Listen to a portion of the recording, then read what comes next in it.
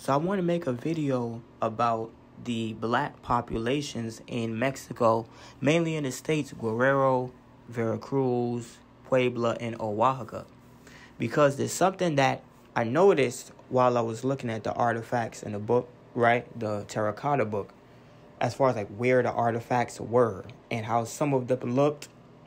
And it's something that came to my attention, right? So first of all, I want to go over what Afro-Mexican is, right? Basically, the term Afro-Mexican is applied to Mexicans that have African ancestry, mainly sub-Saharan African ancestry, dealing with the enslaved Africans whom were brought to the Americas, and specifically this part of the Americas, right, Central America, and the main populations in this part of Mexico, right? Now let's look at these people.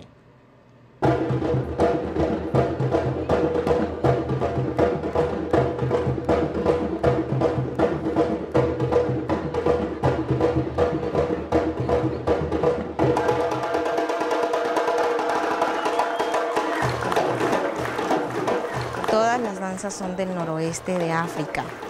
Nosotros elegimos esa región porque nos dimos cuenta a través del internet que los esclavos que fueron extraídos de allá llegaron hasta acá, nuestro pueblo, Acoyantes, y entonces empezamos a indagar y retomamos esas danzas.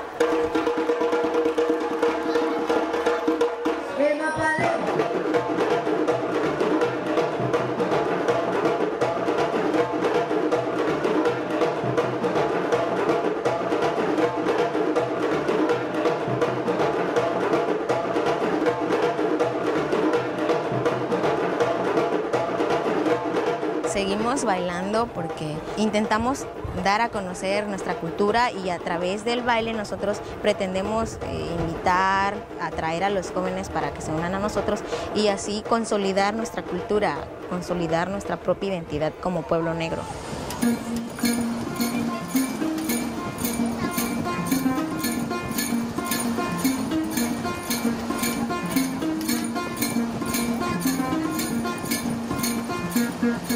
A mí me encantaría que los pueblos negros sean reconocidos para que con eso exista una igualdad de derechos y así que nosotros nos sintamos orgullosos de ser negros y que también lo transmitamos. Y pues así va a ser a todo dar porque vamos a estar contentos todos.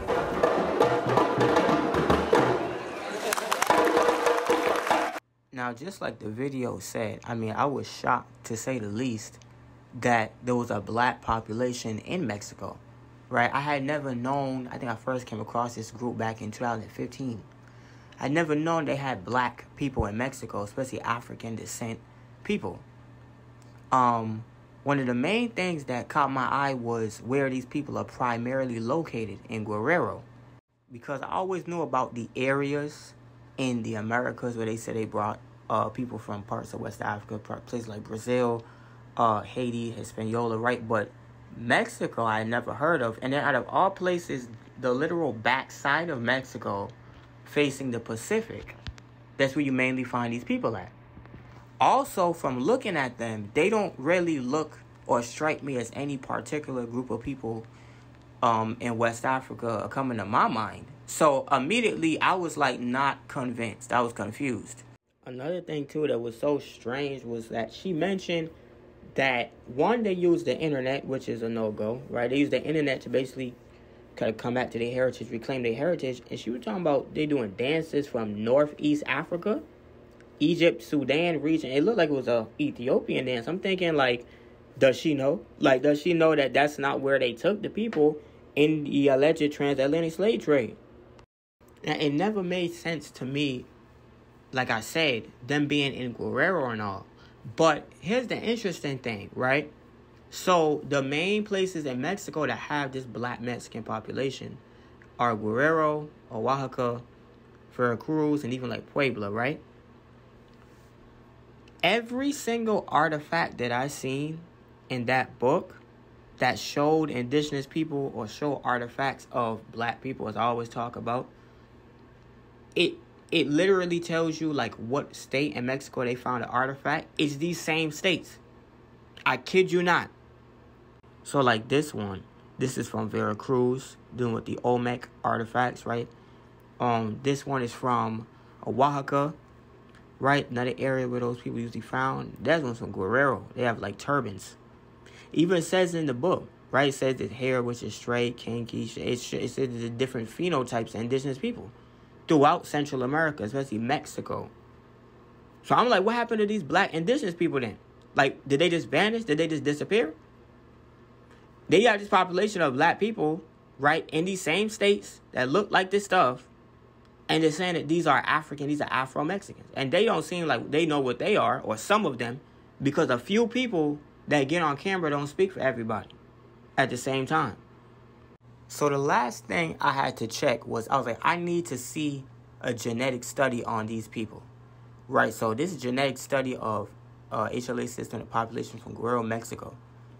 I want to see what haplotypes, right, what demographics were inside of these people, as far as like how they conducted the study, right, going into these people's lineage, to give me some clarity on why that we're seeing these black people in Mexico. Are they West African descent or are they indigenous, right?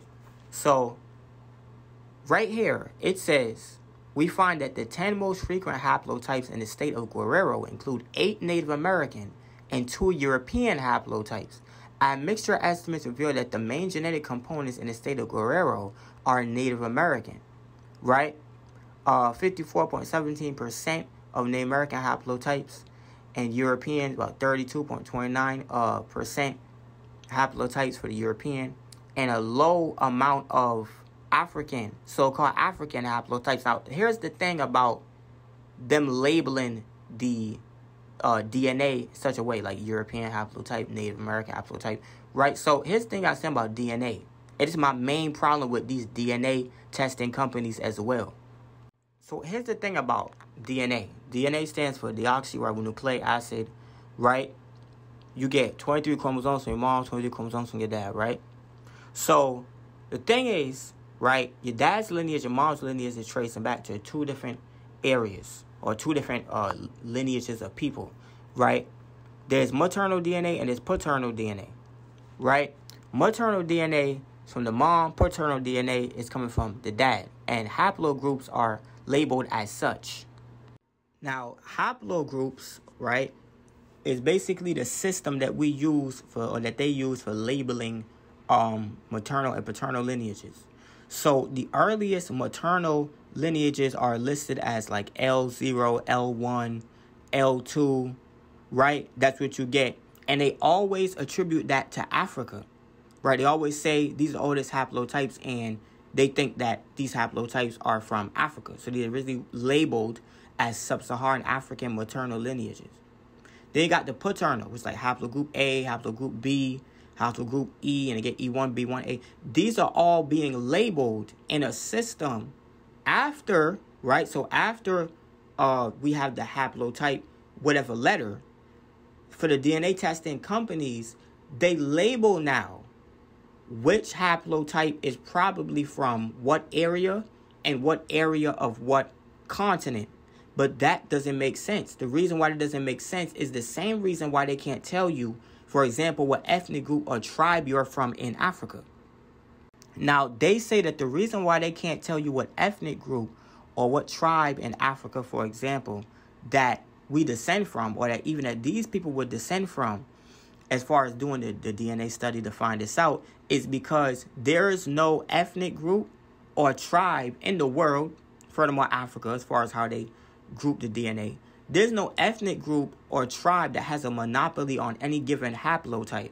So you can't say, for example, well, haplogroup A comes from the Zulu people, or we know that haplogroup R1 comes from the Germans, the Germanic people. They can't do that because that's not how you group DNA. You can't label something as Igbo DNA or as Tigray DNA, even though the DNA tests do this from country to country and have to update the system because the DNA in the country updates or changes around because of the demographics. Like if it's a non-homogenous country with people immigrating in and out of it a lot.